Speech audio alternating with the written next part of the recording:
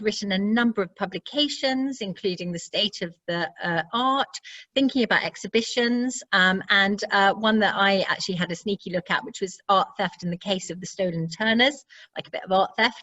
And he is currently chair of many things. So he's chair of the Fabric Advisory of St Paul's Cathedral. He also is on the Art Advisory Group for Maggie's Cancer Care Centres, which we've done a fundraising event. I love Maggie's. Is a trustee of the Court Hall Collection, the National Trust, and a member of the Bank of England Banknote Character Advisory Committee.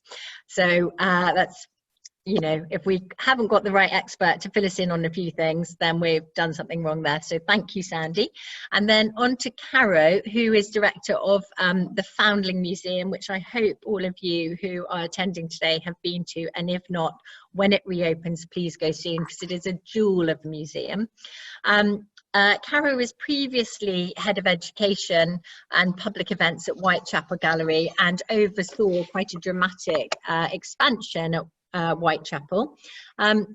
She's also spent 10 years at the Tate, I believe, and developed quite a few initiatives, and in fact award-winning initiatives for disabled people, which has kind of transformed how people can view some of the collections. Caro also co-chairs the Women Leaders in Museums Network, and the Charterhouse, and also Two Temple Place, which does wonderful exhibitions each year if you haven't been to it yet. It's an amazing little kind of, again, jewel of a museum where normally, and Caro can correct me, but I think it's always works that come from the regions and then, or tour, so that you can kind of have access to them, which is fantastic. And so there we are. So I think what we might do is start with a kind of an overview question, and I'm going to address it to Sandy first. And really, I wanted to sort of look at what the future of small museums and collections that currently, you know, that have no income and little in reserve, what does that look for maybe in the next 6 months while we're going through this, and then maybe what will that happen in sort of 6 years' time? So Sandy first. And then thank you. I mean, I think it has to be said, this is, to quote, an existential crisis, and the Art Fund, some participants will have seen that last week the Art Fund published the result of a survey with about 400 museum and gallery directors from right around the country, and more than half of them said that they were very concerned about the future of their organisation. I think, in terms of what's happening, one sense is that there are, as you implied, two things. There's a very immediate thing of the protection of collections in the crisis period, in a sort of semi-mothball state under lockdown. There's a lot going on clearly about whether there can be some reopening under the raising of restrictions, perhaps in July. Many small museums and galleries, of course, have taken advantage of the furlough, the government's incredibly helpful furlough scheme, and that's eased some of the immediate financial pressures. But I think we get a divide almost straight away, even with the smaller museums and galleries, between those that may be local authority supported or university supported and those that are independent. And it's the independence that one's particularly worried about, because those that they're most enterprising, who need income from people visiting or from the gallery shop and cafe, who have suffered the loss and see the loss coming ahead. And then perhaps secondly, I think what we're seeing is a sense of people trying to grapple with looking ahead, and that being so difficult because so little, as we all know, so little is known really about the shift into a sort of 5 or 6 year horizon.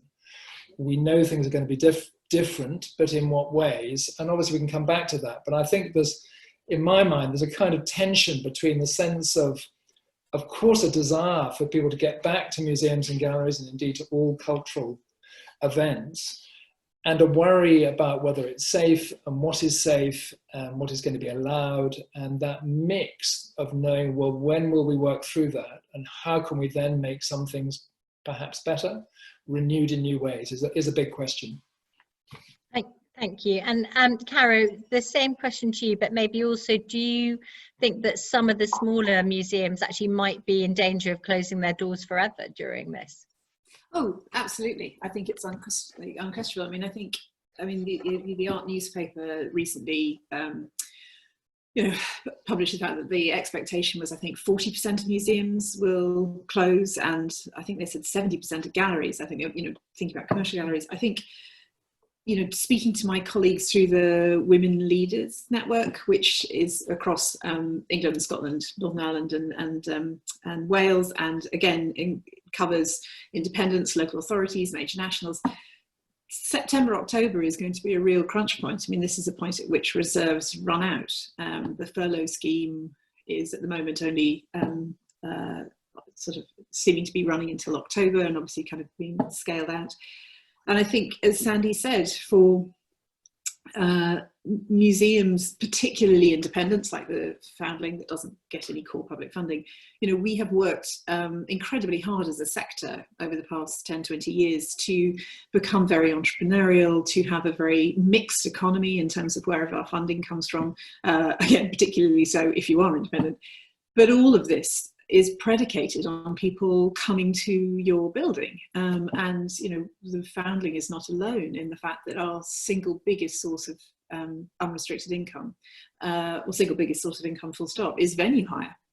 And it is going to be a long time before venue hire picks up to anything like the levels that we were currently relying on and kind of budgeting for, quite apart from admissions income and retail and cafes and donations, all of those things. And I think that is a huge challenge, and I think those museums that do survive are going to also survive in a radically changed form, and I think then that will obviously impact on what museums are able to do, what their primary focuses are. But there is, as Sandy said, the planning process is so hard because you are trying to learn from and react to a rapidly changing situation, which is changing in ways that, it's sort of from week to week, things move, whilst also trying to plan for a future which is itself so full of unknowns. So it's a very, I think I'm probably not alone in having, days when it feels like an incredible challenge and a tabula rasa and huge opportunities, and then other days where it it feels like a kind of cataclysmic bomb has gone off, and really just trying to sort of looking at a landscape of fallout, really. Sorry, go on, Sandy. I can come back on one thing, because I think, Caro just used the phrase radically different, and I think, of course, part of what we're all, I think, trying to think about is, well, is it radically different, or is it just more constrained, or are some things clearly better? One of the things, we should obviously say straight away is that museums and galleries, like many cultural institutions, have been brilliantly inventive about producing digital versions of the collections, putting things online, taking us places online that we might not have seen before, behind the scenes, all kinds of things. And one senses that will be part of the future in a larger way. Although you could say it was already happening, it's just become more prominent. But I suppose my question really, back to Freya's original point really, isn't the core of this something that's always going to be the same? People want to see original objects, artifacts, works of art, and they want to meet them face to face. Digital's fine, but isn't the center of what we're doing still the same thing? And then therefore that actually it won't be radically different, because we'll still have that center of it. I think so, yes. Freya, your point, you were saying kind of in the next 6 years. I think 6 years is I genuinely have no idea.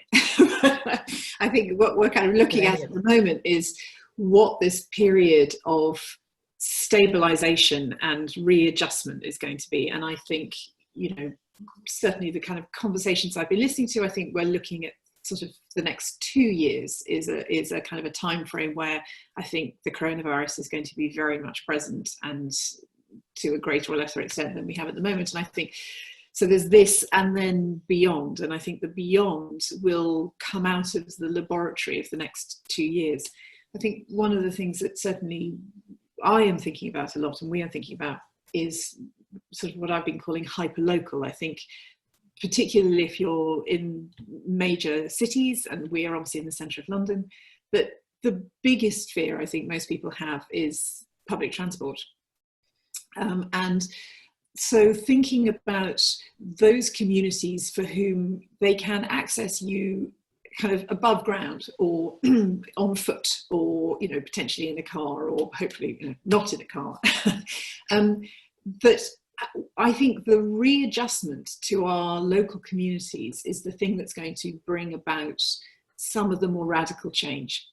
Because I think for museums and galleries of all scales, there has always been, and rightly so, the sense of that balance between international, national and local. And very often local is something that happens perhaps behind the scenes, or less hidden, or is more related to your community programming and your learning programming, and is kind of quite partial. And it's that kind of that spreading out, and that actually if that is shifted, and you're thinking about everybody in your local patch, in your mile radius, that they are your audience, they are your potential co-curators, they are the people who will be investigating your collections with you more in depth, more fully, because your, you know, international loans or your loans program entirely around your exhibitions is changed. I think this is what's going to bring a radical shift. And I think also my personal hope that the tyranny of numbers, that success being predicated on how many people come through the door rather than necessarily the quality of the engagement that people have had when you're there, that this also might shift. There might be changes there about the experiences that I had. And again, and that recalibration of visitors' expectations, that, you know, we all know that we more often than not visit museums for the temporary exhibition. And on those occasions when you then move into the collection galleries, it's always astonishing how empty they are. Well, I think that recalibration to go, let's revisit the things that lie at the core of these museums, their own collections, and how rich those are, and their storytelling potentials. I think that's where the change, I think, will come about. And sort of following on from that, I know sort of famously, Sandy, when you were at the MPG, you went from a kind of 60% subsidised museum and 40% sort of coming from maybe museum and entrepreneurial initiatives, and that flipping over. Do you see that, I mean, are the government going to be able to support any more some of these cultural institutions, or are museum directors just going to have to get more and more entrepreneurial? Yeah, I think that's the crucial question about whether entrepreneurship, so to speak, sort of the broader sense of enterprise. Can enterprise be reconfigured in new ways? I think many of the museums have got, you know, very good, really good at thinking for themselves. I mean, I think back to the Portrait Gallery, and as one example, you know, way ahead of the Olympics. When the Olympic chiefs were all, you know, trying to think what could or couldn't happen in the cultural program. You know, we'd already spoken to Lucien Freud, you know, 6 years ahead of the Olympics, to ask Lucien to do a major exhibition for 2012, because we could see perfectly clearly that was going to be the most important thing for us to do. And I think some of what, certainly the Portrait Gallery, I know we got good at, was trying to think, what could you stage at the right moment that people would really want to see? And to Caro's point about numbers, I mean, the thing I got most interested in is exhibitions that would make people cry. I mean, I didn't want to make people cry for the sake of making them unhappy, but actually looking for the emotional content became crucial. And at the same time, we'd already run, I never said it out loud, but I had in my mind what I call the no shuffle rule. In other words, to me, it was absolutely unacceptable that we sold too many tickets at a point at which you would actually be shuffling in an exhibition. To my mind, we were, if you like, morally wrong if we oversold the tickets. And I knew perfectly well that some other venues you went and you shuffled, and it was not a good experience. Of course, shuffling now feels like a sort of absurd idea in our present moment of social distance. But it does lead, as Caro rightly says, it does lead, and your point about enterprise, to say, well, okay, does that mean we then open out the hours? Do we open out lots of museums have experimented with nighttime opening, but can you do nighttime opening at a much lower cost? can you do, I mean, one of the best sellers of the Portrait Gallery was, of course, the director's tour. I mean, I would sell, you know, £500 a ticket for a director's tour. I love the idea that directors of the future will spend their whole time doing director's tours at £500 a shot.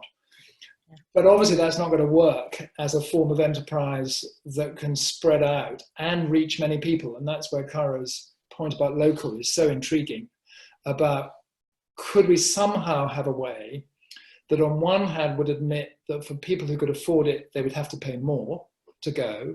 And for people who might not think of it or can't afford it, they're going to pay even less. So could we somehow split the way we offer things to spread who gets there?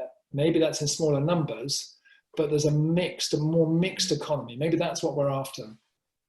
Yeah. And I think also, you know, that I think Sandy's right. I think the other thing, of course, because we're thinking about things like opening hours and stuff, but I think what's interesting and it's a challenge for the smaller museums is, you know, for us it was that having worked at Tate and Whitechapel and stuff, so, you know, having had had that experience, the sense that audience expectation or visitor expectation, which is a really good thing, is they expect as much from a small independent museum as they do from a visit to Tate Modern in terms of visitor engagement, audience provision, whatever. But you're very often talking about a team which barely touches 2 digits, you know, in a sense. So I think, you know, one of the things that we're struggling with, and everybody will be struggling with, is that if you have only a handful of people, and you require at least 2 of them to be in the building to have the building open to the public, how does that work if you're then trying to open your hours earlier and later? And I think that's that thing, isn't it, is that you, I think we are all going to, as Sandy rightly said, we are as a sector incredibly entrepreneurial, and we are very, by definition, creative, and there will be solutions out there.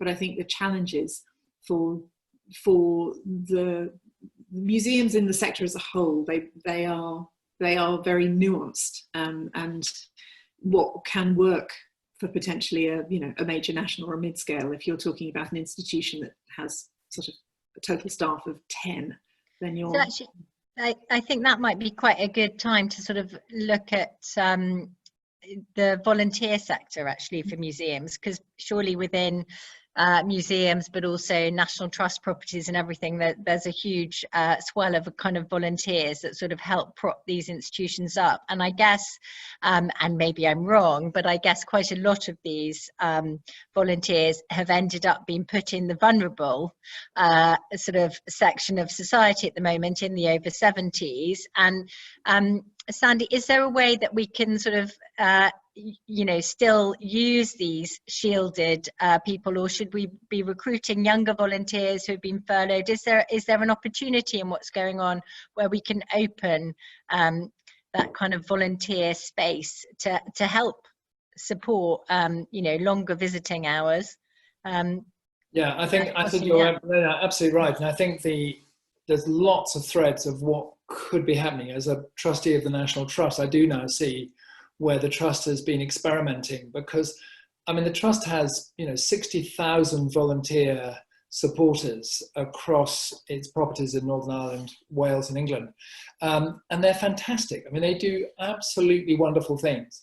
And what's intriguing is that in the last few years, although the sort of model, so to speak, or the sort of notion or stereotype of a National Trust volunteer being someone who's retired, who sits in a room and waits for someone to come in and possibly slightly goes at them about what they want to tell them, that's already shifted hugely. And I now see young volunteer schemes with junior rangers going out planting and doing conservation work in the landscape. I see volunteers who are doing fantastic research work. One of the best exhibitions at Upton House a couple of years ago was entirely created by research volunteers working out the history of how a particular bank took itself to Upton during the war. There are many examples. So I think, yes, it leads to really interesting questions. Of course, it's got to be the right exchange, so that volunteers, I mean, you use the phrase, it's very often used, of propping up, but actually it's almost, what is the exchange for a volunteer that is really good for them? What is the right complementarity to paid staff? Because you can't make it work if you simply substitute volunteers for paid staff. That doesn't work. it's got to feel like a really good and creative arrangement between paid staff and volunteers. And also, you've got to do incredibly professional work with the volunteers. I mean, I've been fascinated over the last 4 years watching the trust staff get all of the volunteers onto digital training. I actually just, as a, so to speak, well, I am a volunteer myself for the trust, I just undertook the online training for reopening, just out of interest, took the module. You know, it was a digital module. I did it on my laptop. It was quite exacting that you had to learn things about how you'd be part of reopening. Anyway, so yes, you're right. This is a really interesting area, and I think it doesn't provide solutions, but it certainly gives us opportunities. I think also, I mean, I've been really, not to the scale of the National Trust, but we have about 160 volunteers who work at the museum, and they are very diverse in their backgrounds, and a lot come from the local community, and a lot come from, we work with Mind, mental health charity, and Streetwise Opera, with people coming out of periods of homelessness. And it's true, the majority of our volunteers fall into kind of, in a sense, the more vulnerable categories. Interestingly, I also have 2 members of staff who have had shielding letters. So it's not just your volunteers who you're trying to manage.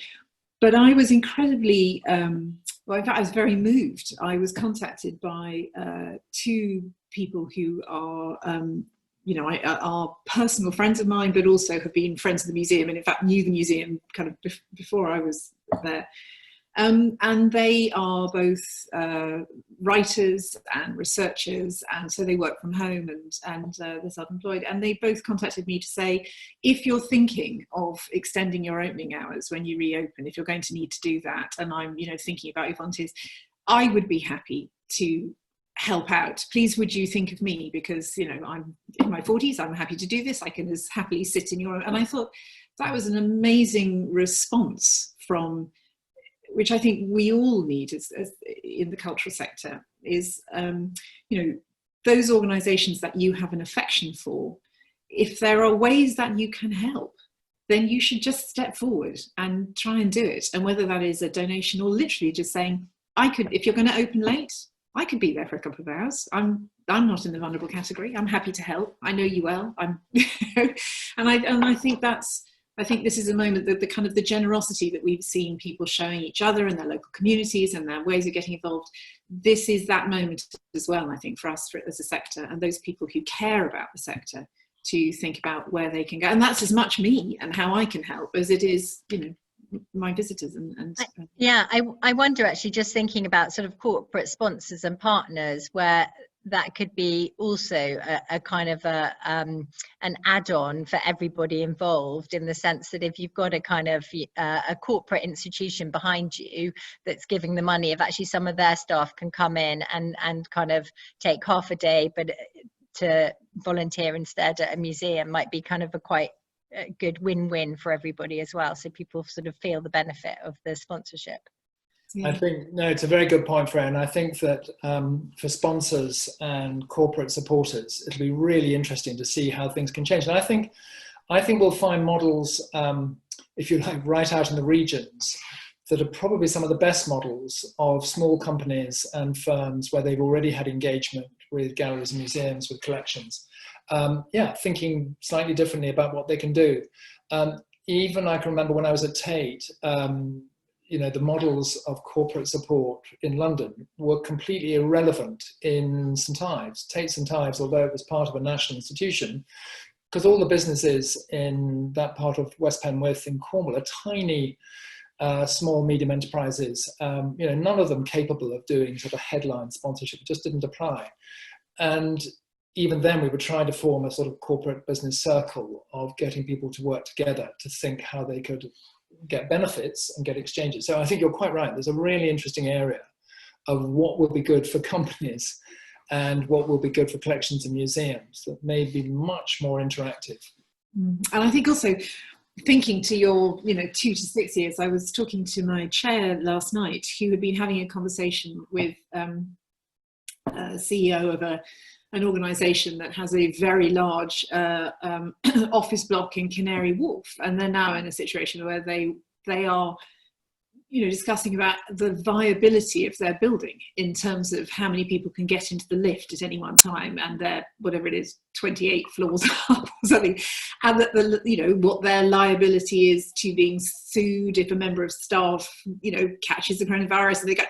And I was saying to her, well, isn't that interesting? We might, this idea of that kind of those that segregated city that we all live in, where you travel an hour because that's where all the banks are to go and work over there, but then you kind of have to travel half an hour that way to get to your supermarket. And the thing that we lost, which is that notion of that mixed economy in terms of who's at your place, maybe we will find that actually the sort of that coagulation of the big businesses in one area, maybe they have to break out into smaller spaces. Maybe we have to be amongst us and closer to the doors of the non-sexy small ones.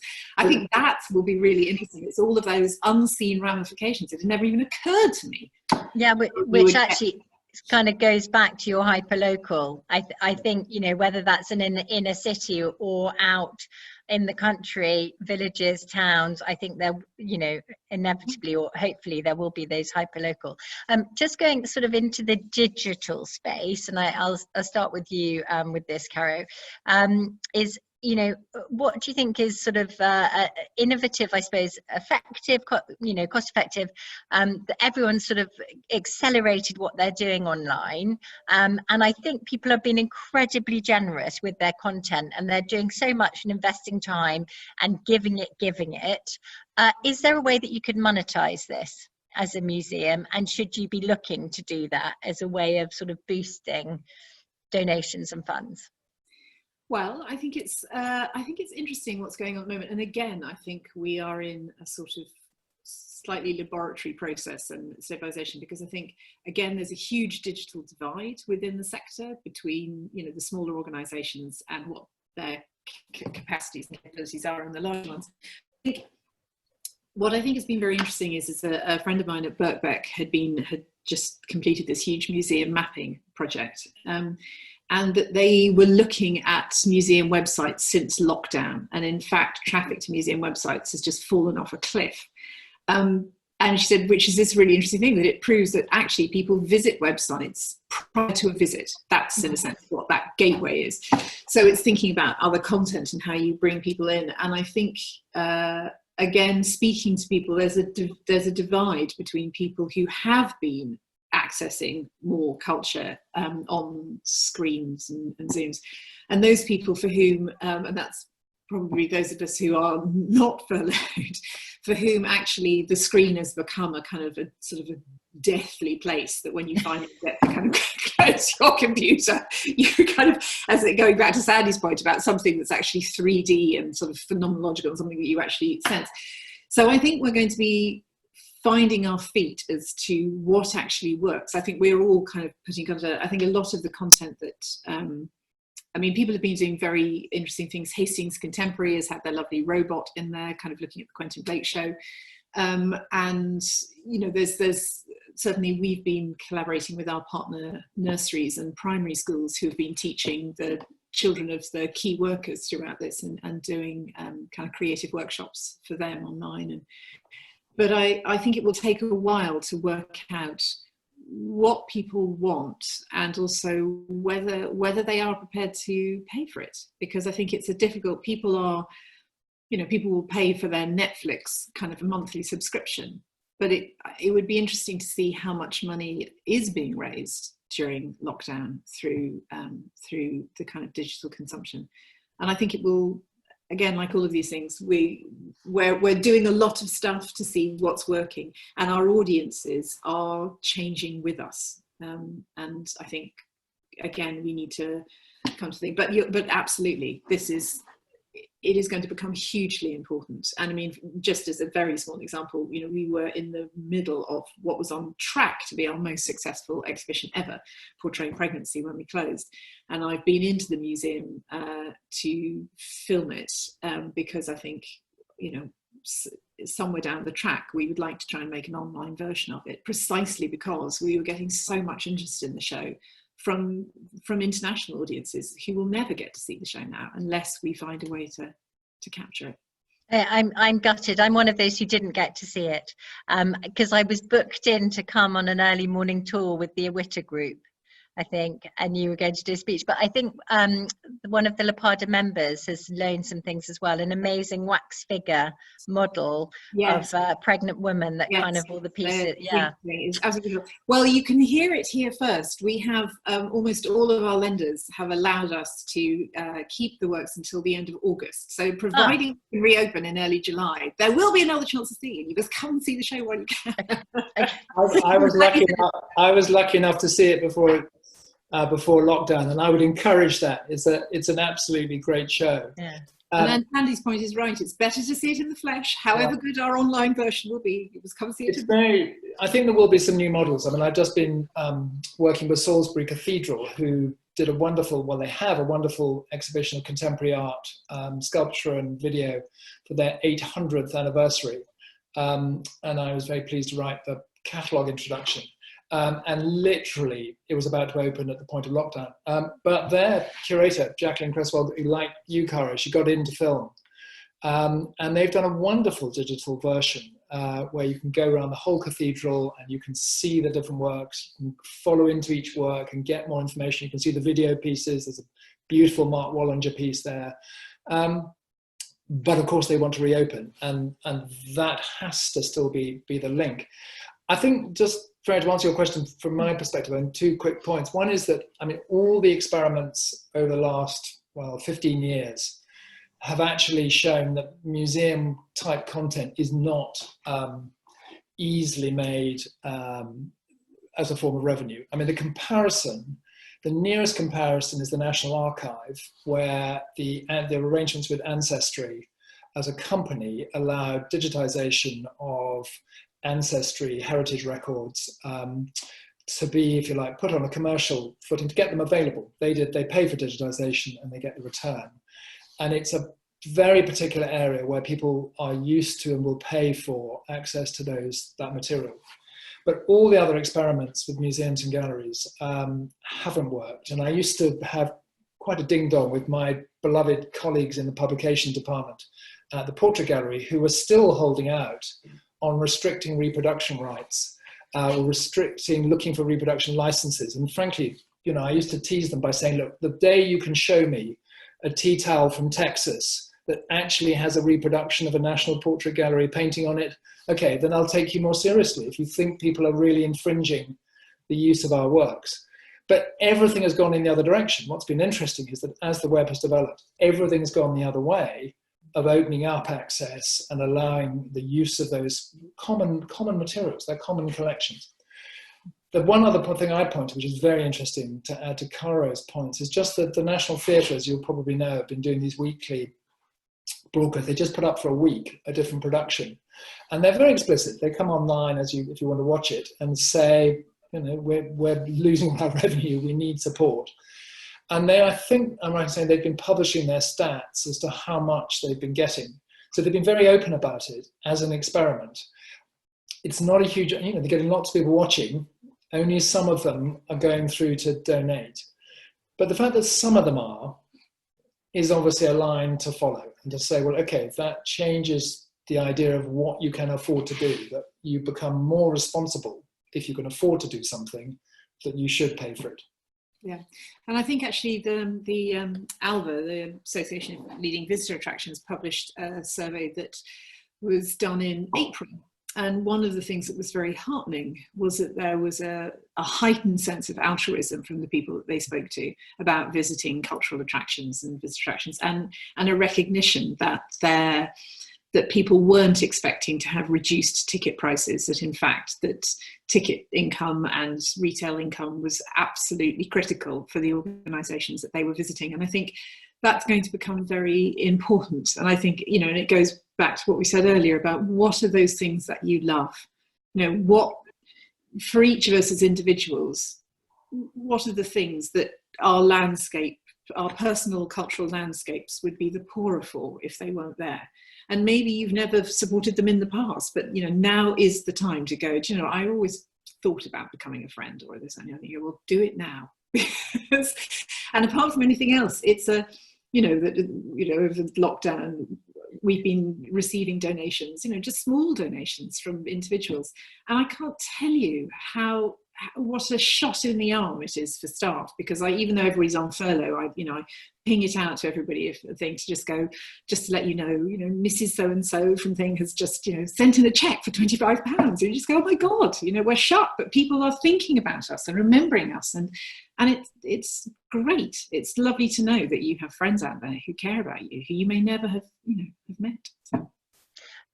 It's just thinking about sort of loyalty and people's response to needing to see things in the flesh. Now, I'm sure that museums that have an open space and parkland might be places that people visit most, but it's been quite interesting since Kew Gardens announced. I mean, those first kind of slots were sold out, I think, in hours in terms of being able to go and get your kind of time ticket for Kew. Do you think that it will change in terms of visitors, who have kind of crowded to sort of inner city galleries? Do you think some of those kind of country houses and gardens will experience an upsurge from this? And maybe first to Sandy and then... Well, certainly this is as a trustee of the National Trust, I'm seeing this across the picture at the moment, and the Trust, as you'll know, is trying to open up bit by bit those places that it can. It can't yet open houses as interiors, but it's working very hard to do that, and it does mean a change of expectation about booking a place in a car park. That's the critical thing. If you've got too many cars, you're going to make a real mess of the locality if people park in the wrong places. I think that the news so far is pretty good. People accept they really want to get to those places. They want to get a walk in the landscape. They want to go to beautiful places. They feel exactly as Caro indicates, these are things they really care about, and they want to experience them. Of course, what it takes away at the moment is spontaneity. It takes away, oh, we'll just do it now. But that'll come back. And I think that if we've just got something that also gives the other side of, it's a bit like, when booking tickets for exhibitions first came in, and people said, oh, it's such a bore to book a ticket. And I'd say, well, don't think about you. Think about someone in Newcastle. Because if they're going to take a train and come all the way from Newcastle, they don't want to do it on the off chance. They want to do it knowing that they can do it. Now, okay, Newcastle is unthinkable at this minute. But I think, therefore, the sort of sense of trust, it's all about trust, and trust for the National Trust and trust for other spaces. People need to feel trust. They need to feel trust in each other, trust in other people's behaviour. And I think that'll just increase gradually, and it'll increase with people being very careful and responsible, and it'll gradually build up. And I think you're right that outdoor space will have a kind of premium to it, as it has in towns and cities. People have been talking lots about admiring trees that they hadn't noticed before, or thinking about the plants in the pavements and all that too. I completely agree, and I think, what I think is heartening is actually, museums, cultural attractions, we are very well placed to regulate the numbers of people who are in our buildings at any one time. So when we are allowed to reopen, I think, as Sandy said, the trust is absolutely critical. I think all of us will have timed ticketing in place so that people know that they won't be put in a situation where they are too close to other people. I think, interestingly, I've been, again, having interesting conversations with some of the other women leaders that we have considered, and we are actually just this on Monday decided we will have a sort of code of conduct, which we will make very explicit when people enter the museum, as well as all the automatic hand sanitizers, which just very gently lays out what we are requesting, the behaviors we are requesting of our visitors, and the fact that, we will, if forced, will ask people to leave. Because I think what's interesting is, particularly I was talking to colleagues that did have access spaces, that there isn't, that some people are, and you see it in the parks, some people are feeling clearly much more relaxed about it, and other people have a great deal of anxiety. And I think we will have a responsibility to ensure that our visitors understand that they will be safe in our environment, that the safeguarding procedures that we have always had in place to look after our staff, our visitors and our volunteers, these will be heightened like everything else, and that we take this responsibility very seriously. And whether you're lucky enough to have outside space or it is an interior space, people will be safe and looked after in our venues. And I think that for all of us is going to be absolutely front and centre in the way that we talk to our visitors and hopefully attract them back once we're allowed to reopen. Yeah, I mean, I think it's quite a fine line between making people feel safe and also, I mean, you were talking about people being relaxed. I think I've witnessed as well, people just forget. They're so excited to see someone and to share this space and a story with someone that they kind of, you know, you see people going for the hug and then pulling back. And I think that's going to be very interesting, is how to make people feel safe, but also so that, you know, human. I mean, it's a tricky thing. I've just got two more. Yeah, go on. Sorry, just on that, there was a very interestingly provocative piece written, I think, last week by Dee Burkitt, who is a brilliant person who founded Kids in Museums. And she said, no, museums and galleries should not open until social distancing is overcome and we're allowed to be back to normal behaviour, which means people being close and hugging and being near each other and being able to tumble about, so to speak. And of course, I disagree with her, because I think we can do both. We can open while we can, but she was worried that somehow this would lead to sort of an old-fashioned form of museums and galleries with just a few elite people somehow enjoying them. But it needn't be like that. And that's where I disagree, because I think we can make it, back to Caro's community point, we can make it to those who can come, whether they're more local, having a terrific time, but of a new kind. And then, of course, as soon as it's safe to, so to speak, tumble appropriately about in activity form, then everybody will. Yeah. And I think also the thing is that people have been thinking about, you know, when we were marking out the building, and we can take 52 people in the building at any one time with every social distance. But, you know, but I said to everybody, but this is assuming that every single person has come by themselves. I said, which don't. So I might not be able to hug and tumble some random stranger who's 3 meters in front of me, but I can hug my husband and my son who is with me. So it's kind of, and I think, and also the lovely thing about spaces is that they have always been in the best possible way, another space, that space apart, that space where actually perhaps you can go to live in the landscape in your head, to think in other worlds. And for many people, that is something that they are craving if they've been in lockdown, in cramped conditions with lots of people, many of whom they might not necessarily want to spend that amount of time in. The idea of being in a space with a bit of alone time is actually what they're looking forward to. I'm aware that kind of time is marching on, so I've just got sort of one more question, and then we'll have a look at some of the questions people have sent in. But I wonder whether museums might sort of play a part in rebuilding the country after this period. Do museums have a responsibility to do that? And also maybe a way of actually marking that loss and separation and the journey that we've all been through. And I'm going to start with Sandy, because I know you've got some specific things on this, Caro, as well. So we'll start with Sandy and then go to you. Well, I think the remembrance, the question of remembering and thinking of remembrance is going to be incredibly important. You know, it's a large number of people who've lost loved ones, and we've all lost a lot of things with this. But I think I'm encouraged, not least by the recent remembrance around the 1418 war, the fact that we had a national commemoration for 100 years of the First War, and it became such a creative, fascinating thing for so many people with so many stories. I take heart in that, because I think we had something across the nation with 1418 that we hadn't quite expected, something that overcame political and other differences. So I feel that can be something very important. I mean, one organisation I'm connected with at St Paul's has now just opened something called Remember Me, which is the digital book of remembrance for anybody who's lost somebody, being able to put an image and a message. And that's already got about 3,000 or 4,000 entries and is already incredibly moving. Just reading some of those, very, very moving indeed.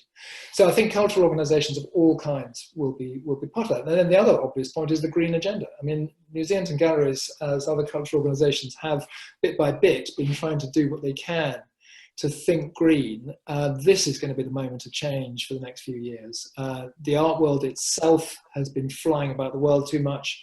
It knows it can't continue to do that. We'll have whole questions about how much travel still is important and a priority, and much else we'll need to think about in the new world. And Caro? Yes, well, I mean, as Freya, I was saying with you before, I mean, for us and the story that we tell at the Foundling Museum, separation and loss are two themes that run through our whole story. And we've been thinking a lot about the fact that Sandy's point about going to museums to cry, I think it's the only museum I've ever worked in where our visitors of all ages routinely are in tears. Museum, Caro. Cry at the Foundling. I cry every time I come.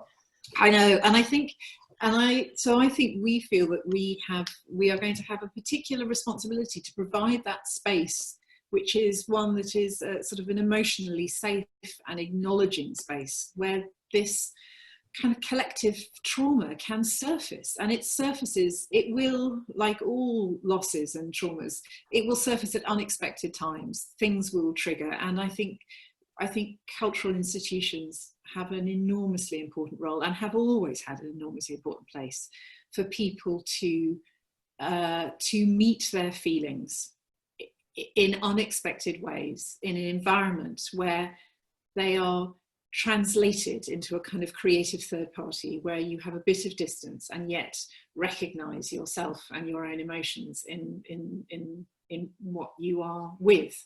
And I think that will be a huge responsibility for all of us, but also something which is, as Sandy said with 1480 Now, provides fantastic creative opportunities for us to think about how we acknowledge collectively what we have all lost to greater or lesser extents. And for some that loss has been huge, and for others they're losses that they won't actually probably even register for a while to come.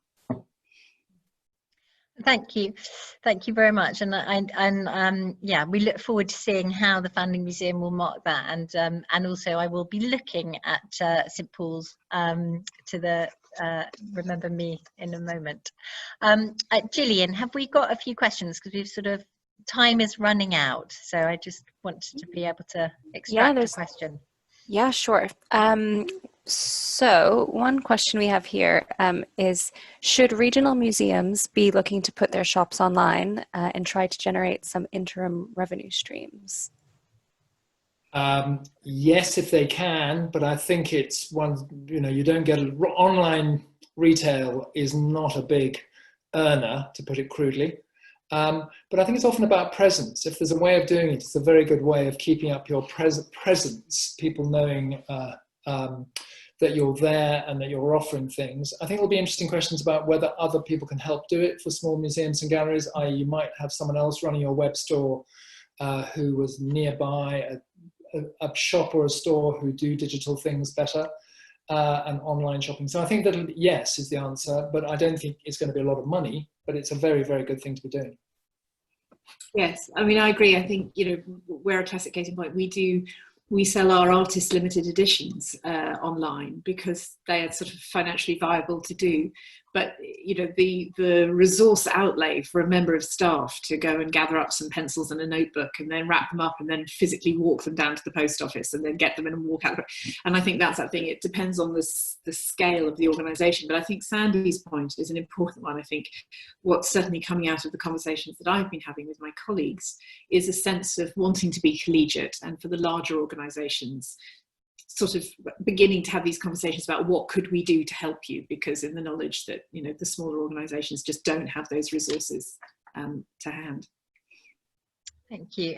And Gillian, is there another one? Yep. Another one here is, are there ways in which local museums might collaborate in small groups to weather the COVID-19 storm? I think we'll see a lot of this. And I think we've seen, actually, some years ago, there was a major report called Renaissance in the Regions, sponsored by the Arts Council and the Department of Culture and others, which actually had already tried to encourage regional museums to look at sharing their storage and look at sharing some common facilities sometimes if they could do some of their administration. A few of them took it up, and we do see some good examples. I mean, in fact, we have long-standing examples. I mean, Norfolk's a very good example of a common service across the whole county, and Norwich as well. And there are other places where we've seen that joining up. Yeah, so the question's a good one, because I think we're going to need to see a lot more. The only thing that's tricky is that kind of getting to do it is complicated. It's fiddly. It's trying to say, well, okay, if we give up this building, can we take up that building? And if it involves potentially sometimes job losses, then it's obviously painful and difficult on the way through. But that's going to may be happening, or will be happening anyway, and this could have some positive outcomes. Yeah, I mean, and I agree. And I think, you know, as a small museum in London, we collaborate already very closely with organisations of a similar size, sharing resources. You know, if there's training programmes that take a minimum of 5 people, you know, kind of going, well, why don't you take 2 seats, we'll take 1. And so I think there will need to be more of that.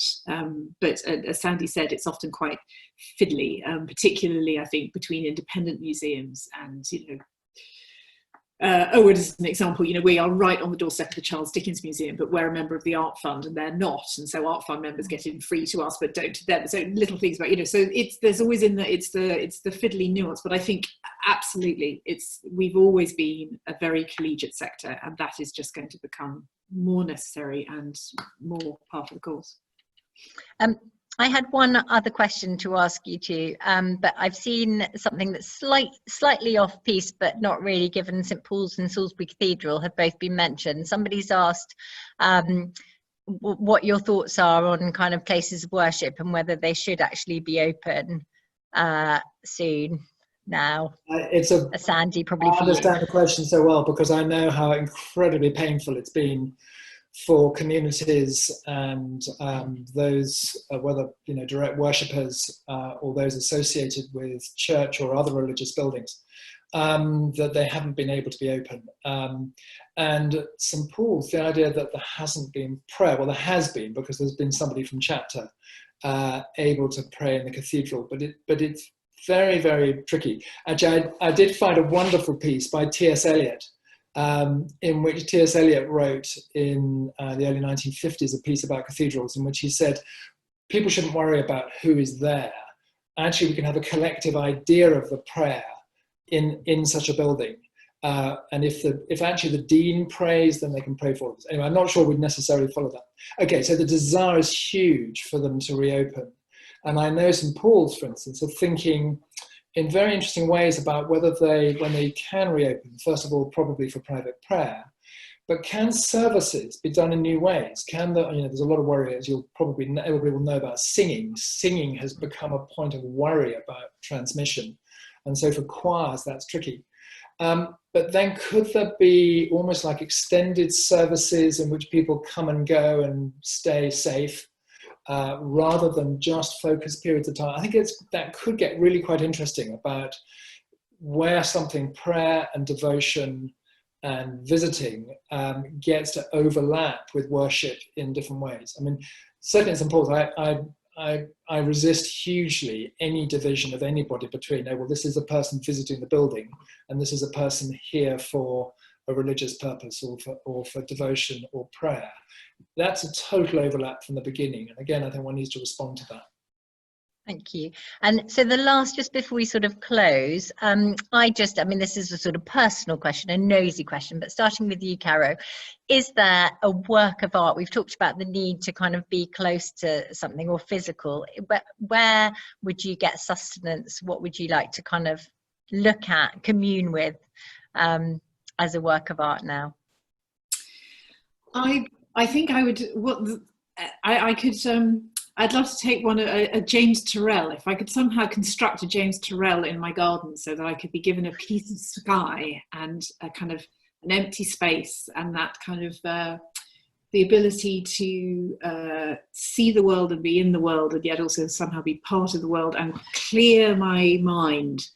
That would be a wonderful thing, I think, at the moment. I feel like I don't want anything 2D at the moment.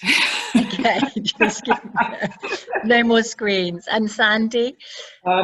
it happened that my wife and I were able to walk just before lockdown up, living in North London, lucky enough to walk across Hampstead Heath to Kenwood House, and went and spent a bit of time with the Rembrandt, the great, great Rembrandt self-portrait, where you're just lost in his immeasurable ability to convey humanity through his own painting of himself. It's just an astonishing picture. And of course, there are many other distractingly wonderful pictures like the Vermeer and other things there. Anyway, I can't wait to go and make sure he's okay. I mean, I'm sure he's okay. I know he's okay, but I just want to go. But you'll be at the door.